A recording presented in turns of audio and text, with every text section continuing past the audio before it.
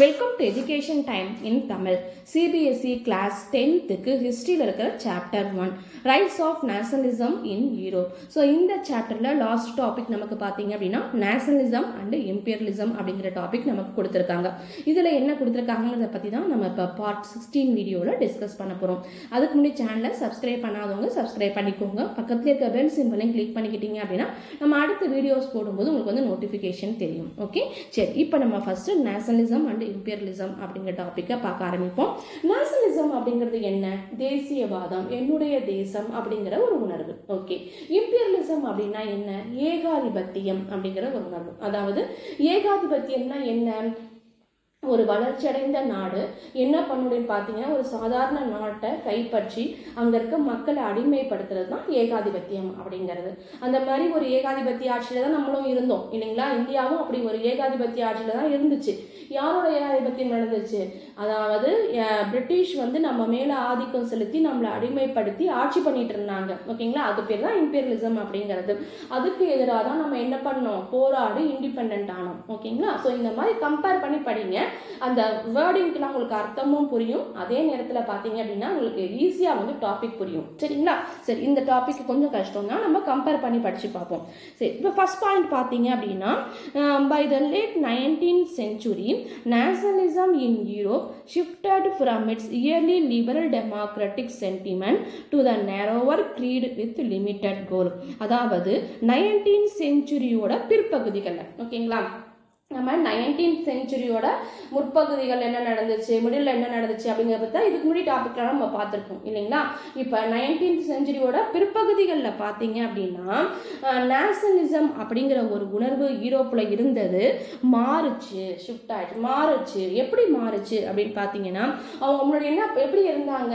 Liberal, அதாவது சுதந்திரமான ஒரு டெமோக்ரஸி, மக்களாட்சி மாதிரியான ஒரு அரசு எங்களுக்கு வேணும் அப்படின்னு ஒரு சென்டிமெண்ட்டாக இருந்த மக்கள் எப்படி மாறினாங்க அப்படின்னு பார்த்தீங்கன்னா ரொம்ப குறுகிய மனப்பான்மையோட ஒரு குறிப்பிட்ட ஒரு நோக்கத்துக்காக அவங்க என்ன பண்ண ஆரம்பிச்சாங்கன்னு பார்த்தீங்கன்னா ரொம்ப வந்து ஒரு குறிப்பிட்ட எண்ணம் தான் அவங்களுக்கு இருந்துச்சு அப்படிங்கிற மாதிரி ஒரு போட்டி போட ஆரம்பிச்சாங்க. ஓகேங்களா? ஸோ அந்த மாதிரி எண்ணம் எதனால் அவங்களுக்கு உருவாச்சு அப்படின்னு பார்த்தீங்கன்னா செகண்ட் பாயிண்ட் பாருங்க. Nationalist groups become increasingly intolerant of each other and willing to engage in Wars.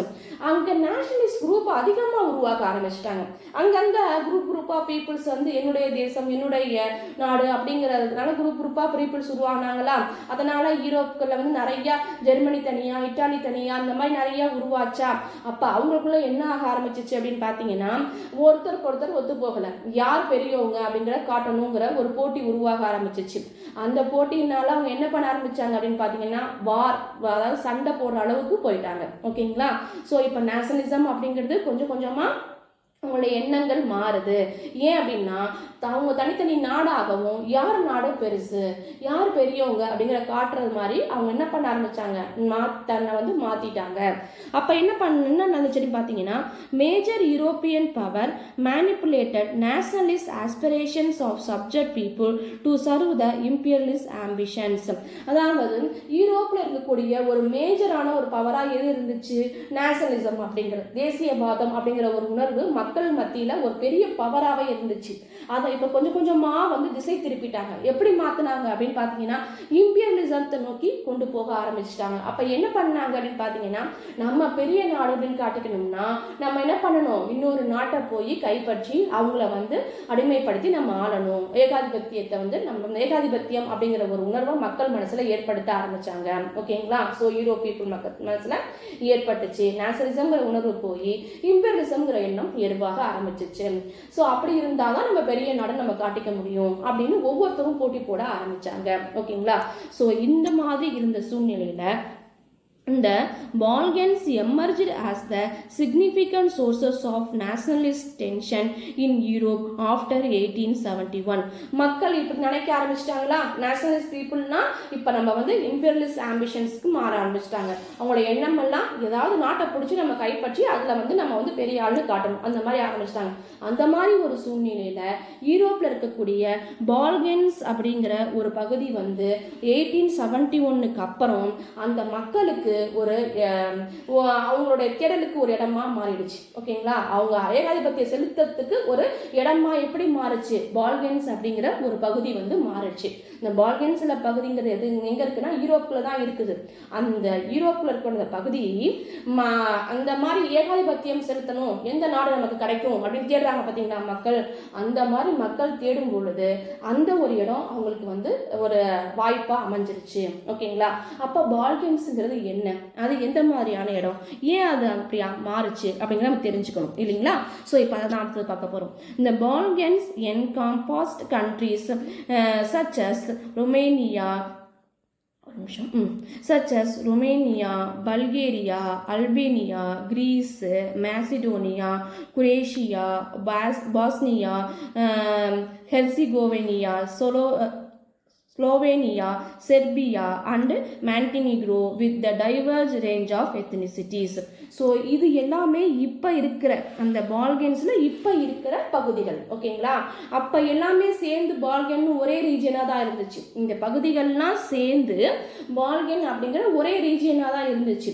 இப்போ தான் இது தனித்தனியாக இந்த மாதிரி நிறைய சின்ன சின்னதாக பிரிஞ்சிருச்சு. ஓகேங்களா, அப்போ நம்ம பாருங்க எப்படி வந்து இண்டிபெண்ட் ஆகிறதுக்கு முன்னாடி அவங்க ஏகாதிபத்தியம் செலுத்தும் போது நம்ம எப்படி இருந்தோம், பாகிஸ்தான் தனியா, பங்களாதேஷ் தனியா, இப்படியா நம்ம இருந்தோம் இல்லைங்களா. இது எல்லாமே சேர்த்து இந்தியாவாக தானே இருந்துச்சு. பங்களாதேஷ், பாகிஸ்தான், இந்தியா எல்லாம் சேர்ந்து ஒரே இந்தியாவாக தான் இருந்துச்சு இல்லைங்களா. அந்த மாதிரி பால்கன்கிற ரீஜியன் வந்து இவங்க ஏகாதிபத்தியம் செலுத்துறதுக்கு முன்னாடி வரையும் ஒரே ரீஜியனாக தான். ஓகேங்களா, அப்படி இருந்துச்சு.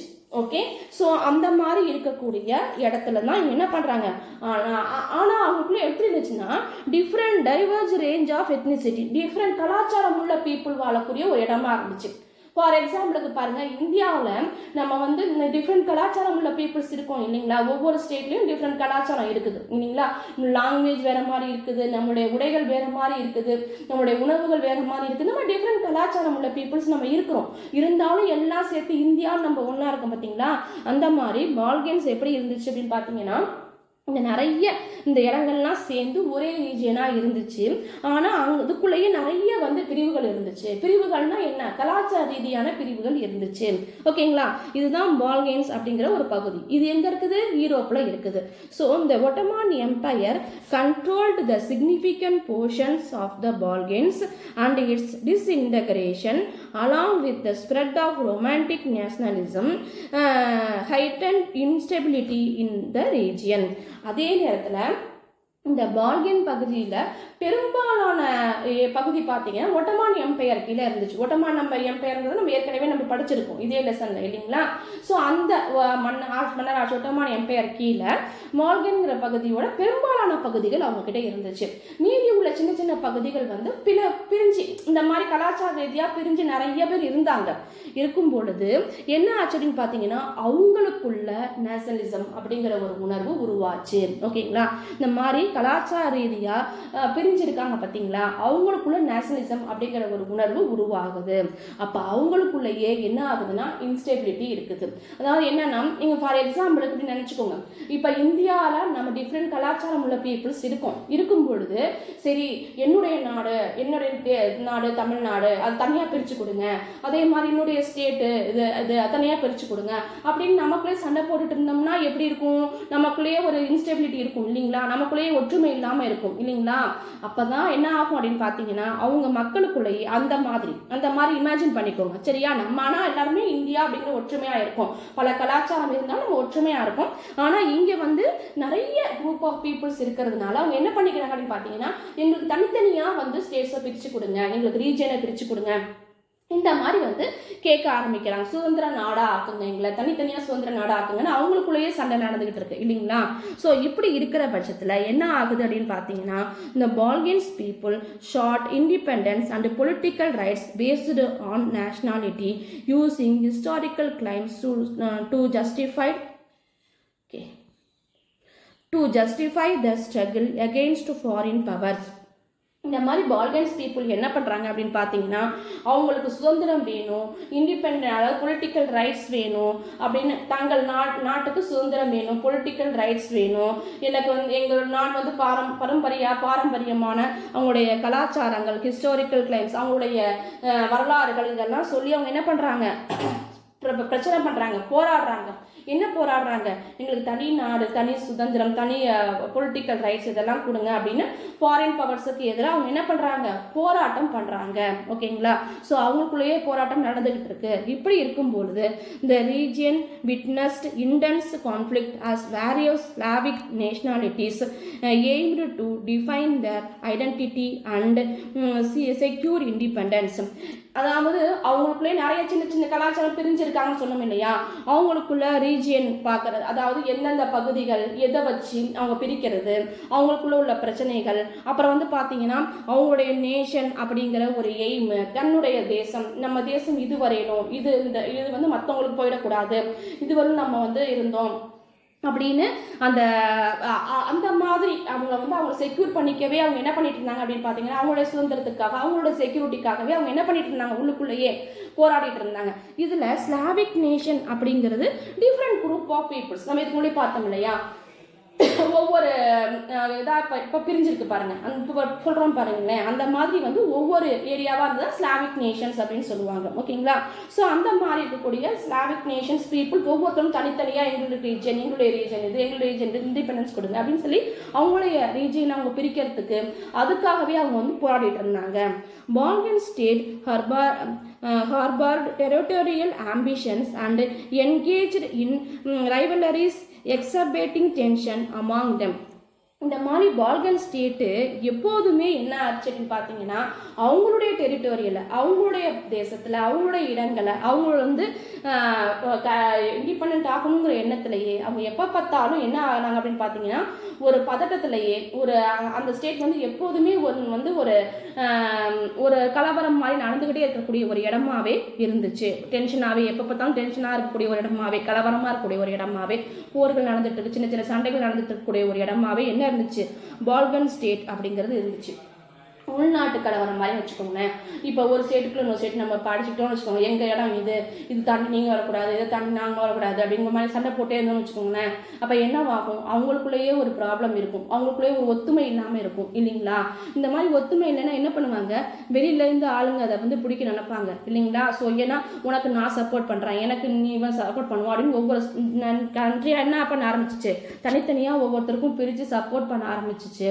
அதை தான் இப்போ பார்க்க போகிறோம். இந்த பால் games become a battleground for competing European powers including Russia, Germany, England, Austro-Hungary, each seeking control and countering the influence of others. பாருங்க, இவங்கெல்லாம் ஏற்கனவே நேஷனலிசம் ஆனவங்க. யாரு? Germany, Russia, England, Austro Hungary. அவங்கெல்லாம் இதுக்கு முன்னாடி நம்ம படித்தோம் இல்லையா? அவங்கெல்லாம் போராடி யூரோப்பில் தனித்தனியாக நாங்கள் வந்து சுதந்திர நாடாக ஆயிட்டாங்க. ஆனதுக்கு அப்புறம் பாருங்க அவங்களுடைய ஆசை என்னென்ன, நம்ம வந்து இன்னொரு நாட்டை கைப்பற்றணும் அப்படிங்கிறதுக்காக இந்த பால்கன் ஸ்டேட்ல சண்டை நடந்துகிட்டே இருக்கா, ஒரு போராட்ட களமாவே இருக்கா, பாட்டில் கிரவுண்ட் போராட்ட களமாவே இருக்குதா, அந்த இடத்துல போய் நம்ம வந்து நம்மளுடைய ஆதிக்கத்தை செலுத்துவோம், நம்மளுடைய சக்திகளை பயன்படுத்துவோம் அப்படின்னு என்ன பண்றாங்க? அங்கே இருக்க மக்களை பிரித்து, நம்ம இந்தியாவில் எப்படி பிரித்தாலும் கொள்கையை கையாண்டாங்க. ஒவ்வொருத்தரையா பிரித்து, நம்ம மன்னர்களை பிரித்து அவங்களுக்குள்ள சண்டையை உண்டாக்கி அவங்க நம்ம கைப்பற்றினாங்க இல்லையா? பிரிட்டிஷ் அப்படின்னு நம்ம கைப்பற்றினாங்க. ஸோ அந்த மாதிரி பார்த்தீங்கன்னா இந்த பால்கன் ஸ்டேட்டில் இருக்கக்கூடிய அந்த பதட்டத்தை பயன்படுத்தி இவங்க எல்லாருமே என்ன பண்ணுறாங்க? அதை ஏகாதிபத்தியம் செலுத்தணும் அப்படிங்கிற ஐடியாவில் ஒருத்தருக்கு சப்போர்ட் பண்ணுறது, அங்கே போய் வந்து கண்ட்ரோல் பண்ணுறது, அந்த மக்களை கண்ட்ரோல் பண்ணுறது, அவங்களுக்கு வந்து ஐடியாஸ் கொடுக்கறது, இந்த மாதிரி வந்து பண்ண ஆரம்பித்தாங்க. These rivalries, along with trade, colony, and military power, contributed to the series of wars in the Balkans and eventually led to World War I. பாருங்க, நம்மளுக்கு எப்படி வந்து மன்னர்களுக்கு நடுவில் போர் படையெல்லாம் சப்போர்ட் பண்ணாங்க. ஒரு பக்கம் பிரிட்டிஷ் சப்போர்ட் பண்ணால், ஒரு பக்கம் நமக்கு வந்து என்ன பண்ணுவாங்க? பிரெஞ்சு சப்போர்ட் பண்ணுவாங்க. இந்த மாதிரி பிரெஞ்சும் பிரிட்டிஷ் சப்போர்ட் பண்ணி சண்டை போட்டு யார் ஜெயிச்சு வராங்களோ அவங்களுடைய ஸ்டேட்டை வந்து பிரிட்டிஷ் கைப்பற்றிடுவாங்க. இப்படி தான் இந்தியாவில் நம்ம பண்ணிட்டு இருந்தாங்க. ஓகேங்களா? ஸோ இப்படி இதே மாதிரி என்ன பண்ணியிருக்காங்க அப்படின்னு பார்த்தீங்கன்னா அந்த பால்கன் ரீஜியனில் போய் காலனி ஆதிக்கம் செலுத்துறது, அப்புறம் வந்து மிலிட்ரியை இறக்குறது, அப்புறம் வந்து ட்ரேட் பண்ணுறது, அப்படி தான் நம்மளுக்கும் ட்ரேட் பண்ணாங்க. பிரிட்டிஷ் வந்து ஃபர்ஸ்ட் ட்ரேட் பண்ண தானே வந்தாங்க. ட்ரேட் பண்ண வந்தவங்க என்ன பண்ணாங்க? இங்க இருக்க மன்னர்களுடைய சண்டைகளை பயன்படுத்தி அவங்கள பிரிச்சு தனித்தனியா சப்போர்ட் பண்ண ஆரம்பிச்சு யாரு ஜெயிச்சு வராங்களோ அவங்கள இவங்களுக்கு அடிமையாக்கிக்கிறது. இந்த மாதிரி கொஞ்சம் கொஞ்சமா என்ன பண்ண ஆரம்பிச்சாங்க? மிலிட்ரி பவர் கொண்டு வந்தாங்க நம்ம நாட்டுக்குள்ள. அதே மாதிரி தான் அங்கேயும் மிலிட்ரி பவர் கொண்டு போறது, இந்த மாதிரி பண்ண ஆரம்பிக்கவும் என்ன ஆச்சு அப்படின்னு பார்த்தீங்கன்னா இது ஃபர்ஸ்ட் வேர்ல்டு வாராக மாறிடுச்சு. ஏன்னா பாருங்க எல்லாமே பவர்ஃபுல் கண்ட்ரிஸ், அவங்க ஆதிக்கம் செலுத்துறாங்களா. Russia, Germany, England, Austro Hungary இதெல்லாம் பவர்ஃபுல் கண்ட்ரியாக இருக்கவும் தனித்தனியாக ஒவ்வொரு நாட்டின் ஒவ்வொரு பகுதியிலையும் ஆதிக்கம் செலுத்தவும் என்ன ஆச்சு அப்படின்னு பார்த்தீங்கன்னா இது ஒரு பெரிய வேர்ல்டு வார், ஃபர்ஸ்ட் வேர்ல்டு வாரை கொண்டு போய் விட்டுருச்சு. ஓகேங்களா. ஸோ இப்படி தான் வந்து ஃபர்ஸ்ட் வேர்ல்டு வார் தொடங்குச்சு. Nationalism alliance with imperialism result in disastrous consequence of Europe in 1914. இந்த மாதிரி நேஷனலிசமா இருந்தது இம்பீரியலிசமா மாற ஆரம்பிச்சிருச்சு.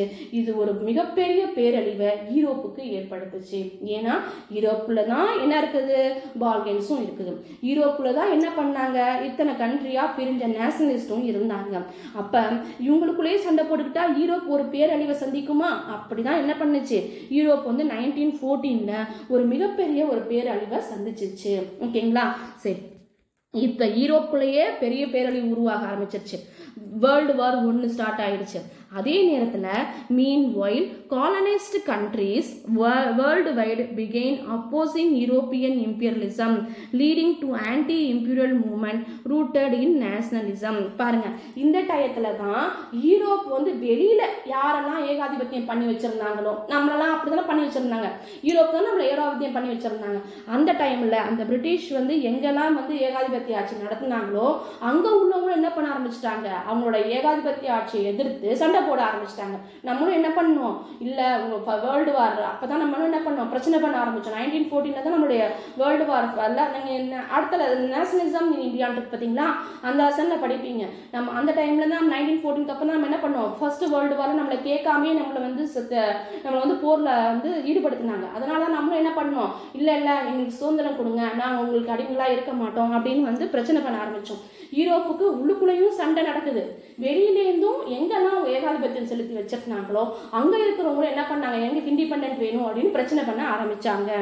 This movement aimed to establish independent nation state and were motivated by collective national unity forged in resistance against imperialism. இந்த மாதிரி உருவான ஒரு moment வந்து இண்டிபெண்டன்ட் நேஷன்ஸ் அப்படிங்கிற ஒரு உணர்வு வந்து எல்லா இடத்துலையும், அதாவது யூரோப்பில் இருக்கக்கூடிய அந்த எய்ம் வந்து மற்ற எல்லா இடத்துலையும் பரவலேனாலும் and were motivated by collective national unity, அதாவது ஒற்றுமையான ஒரு தேசம் அப்படிங்கிற ஒரு உணர்வு வந்து எல்லாருக்கும் உருவாக ஆரம்பிச்சிச்சு. ஓகேங்களா. ஸோ இந்த மாதிரி வந்து இம்பீரியலிசம், அந்த ஏகாதிபத்தியத்தை பிடிக்கணும், நம்ம நாடாக்கிக்கணும், அதே மாதிரி இல்லாமல் நேஷனல் ஸ்டேட் என்னுடைய தேசம் அப்படிங்கிற ஒரு உணர்வு மற்ற நாடுகளில் பரவலைனாலும் ஆனால் இண்டிபெண்டான ஒரு நாடா இருக்கணும், இண்டிபெண்டான ஒரு ஸ்டேட்டா இருக்கணும், மக்களாட்சி ஒரு நாடா உருவாகணும் அப்படிங்கிற எண்ணம் ஸ்ப்ரெட் ஆக ஆரம்பிச்சிச்சு. ஓகேங்களா. ஸோ அதுதான் நம்மளுக்கும் வந்துச்சு இல்லைங்களா. நம்ம வந்து ஏன் அவங்க ஏகாதிபத்தியத்தில் இருக்கணும், நம்மளும் ஒரு தனி நாடா ஒரு இண்டிபெண்டா நம்மளே நம்ம ஆட்சி பண்ணிக்குவோம் அப்படிங்கிற எண்ணம் மட்டும் எல்லா இடத்துலையும் பரவ ஆரம்பிச்சிச்சு இந்த பிரச்சனையால. ஓகேங்களா. Although European ideas of national were not replicated elsewhere, the concept of organizing society into nation state again universal acceptance.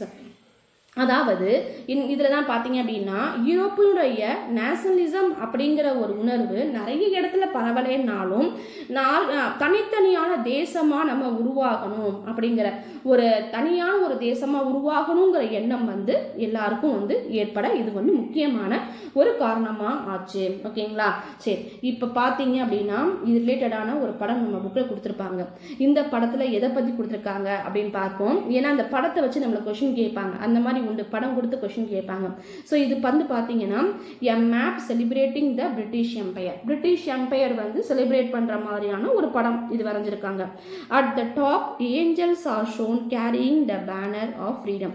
இந்த பாருங்க, இந்த படத்தோட டாப்ல ஏஞ்சல்ஸ் வந்து ஃப்ரீடம் அப்படிங்கிற ஒரு பேனரை வந்து பிடிச்சிட்டு இருக்கிற மாதிரி இருக்கு இல்லைங்களா. ஸோ இந்த படத்தில் என்னென்ன இருக்கு அப்படிங்கிற டிஸ்கிரைப் பண்ணியிருக்காங்க இருக்குது. சரி, அடுத்தது Britannia. Britannia the symbol of the British nation. Britannia அப்படிங்கிறது பிரிட்டிஷ் நேஷனுடைய சிம்பிள். ஓகேங்களா.